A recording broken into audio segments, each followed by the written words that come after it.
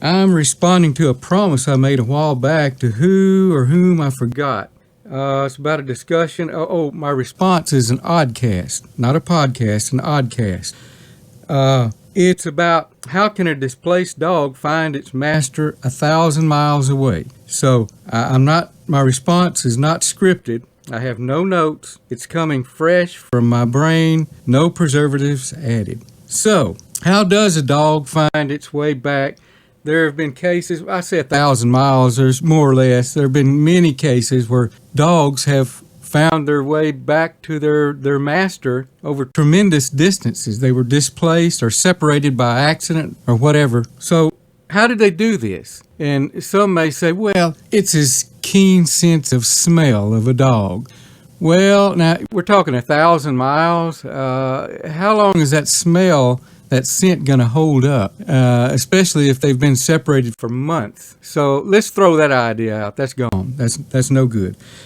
Someone else may say, can a dog use the magnetic poles? You know, there's a lot of animals have a compass in their nose. That's true. Birds find landmarks that way. But a dog, especially if he's going in a direction he's never been before, how can he use his compass to find his way back to somewhere he's never been? So let's just throw that out. And I'll back up to an example where there was a man that had 2 dogs. Every day he would go walking. He had a lot of property, a wooded area on his property. He would walk every morning with his 2 dogs. They always they were used to this. They were used to this walk. They were expected, everybody, the dogs expected it. They were ready.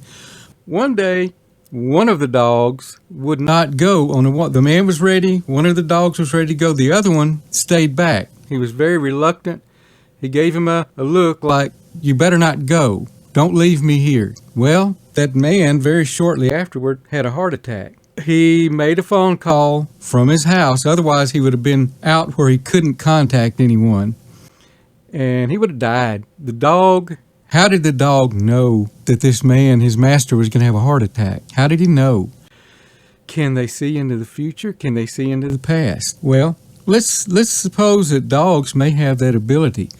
We don't have the ability to look into the future because probably if we as human beings, rational beings, intelligent that we are, if we saw into the future what was going to happen to us, we would probably, most of us, commit suicide. You know, a dog, they don't think like that. But I think they can look into the future and they can also trace into the path. So let's suppose a dog where we have eyes that focus light, gather and focus light. Suppose a dog has a mind's eye that can focus on time, the focal length, meaning how much it can see in the past or future, and it can reduce the focal length and fine-tune it, and they're just used to this. They don't know that we can't do it. So here's a dog that was accidentally separated from its master. The master moved. The dog might have been lost. They couldn't find it. They had to move 1,000 miles away.